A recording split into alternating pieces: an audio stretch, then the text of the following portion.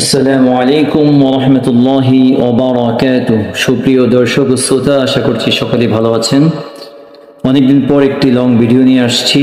সেই লং ভিডিওর মধ্যে একটি দোয়া শিখাবো, যে দোয়াটি পবিত্র কোরআনুল কারীমের মধ্যে আল্লাহ রাব্বুল আলামিন নাযিল করে দিয়েছেন হযরত মুহাম্মদ রাসূলুল্লাহ সাল্লাল্লাহু আলাইহি ওয়াসাল্লামের উপর। একটি মাত্র আয়াত, যে আয়াতের মাধ্যমে শরীরের বিভিন্ন অংশের বা বিভিন্ন অঙ্গের ব্যথাকে আল্লাহ রাব্বুল আলামিন দূরীভূত করে দেন। যদি আমরা সেটাকে 100% বা 100% বিশ্বাসের সাথে আমল করতে পারি ইনশাআল্লাহ, তাহলে আমাদের সমস্ত ব্যথা বেদনা দূর হয়ে আমরা সুস্থতা লাভ করতে পারবো আশা করছি। আয়াতটি হচ্ছে সূরা বনী ইসরাঈলের 105 নম্বর আয়াত। এই আয়াতের মধ্যে আল্লাহ রাব্বুল আলামিন যা বলেছেন সে সম্পর্কে আমরা অবশ্যই অবগত হওয়ার পর আমরা এটার উপর পরিপূর্ণভাবে বিশ্বাস করে আমল করব। সমস্ত ব্যথা বেদনা থেকে আল্লাহ রাব্বুল আলামিন আমাদেরকে হেফাজতে রাখবেন আশা করছি। তো ব্যথা বেদনা দূর হওয়ার জন্য এই আয়াতটি অবশ্যই কার্যকরী, এবং এই আয়াতটি সহিভাবে পড়ে যদি কেউ ব্যথার স্থানে ফু দেয় ইনশাআল্লাহ তার ব্যথা দূর হয়ে যাবে। আয়াতটি হচ্ছে ওয়াবিল হাক্কি আনজালনাহু ওয়াবিল হাক্কি নাযাল ওয়া মা আরসালনাকা ইল্লা মুবাশশিরান ওয়া নাযীরা। আয়াতটি সহজভাবে মুখস্থ হওয়ার জন্য আমি আয়াতটি আবারও পড়ছি। ওয়াবিল হাক্কি আনজালনাহু ওয়াবিল হাক্কি নাযাল وما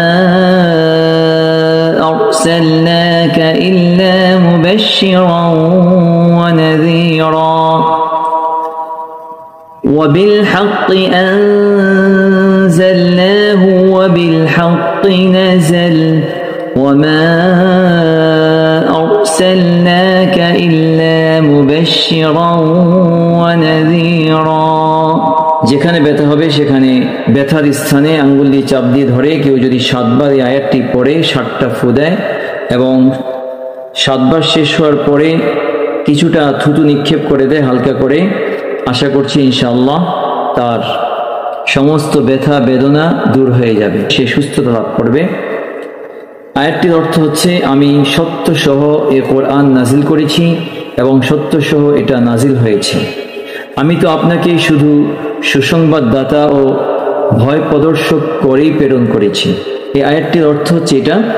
তো আয়াতের অর্থ যাই হোক, আল্লাহ রাব্বুল আলামিন এখানে সুসংবাদের কথাও বলছেন এবং সত্যের কথাও বলছেন। কোরআন সত্য, এই সত্যকে যদি আমরা মেনে নিয়ে 100% বিশ্বাস করে যদি আমরা আয়াতটি পড়ে ব্যথার স্থানে ফু দেই, যেখানে ব্যথা সেখানে সুন্দরভাবে চাপ দিয়ে ধরে ওই স্থানে এই আয়াতটি 7 বার পরে ফু দিব এবং সর্বশেষ একটু থুতু ছিটিয়ে দিব। আশা করছি আল্লাহর রহমতে সমস্ত ব্যথা দূর হয়ে আরোগ্য লাভ করব। সকলের কাছে আমি কৃতজ্ঞ যারা আমার এই চ্যানেলটিকে সাবস্ক্রাইব করে সাথে আছেন, এবং কৃতজ্ঞ থাকব যাদের কাছে নতুনভাবে আমার ভিডিওটি পৌঁছে, তারা যদি আমার এই ভিডিওটি ভালো লাগে তাহলে অবশ্যই সাবস্ক্রাইব করে দিবেন, সাথে লাইক কমেন্ট করবেন।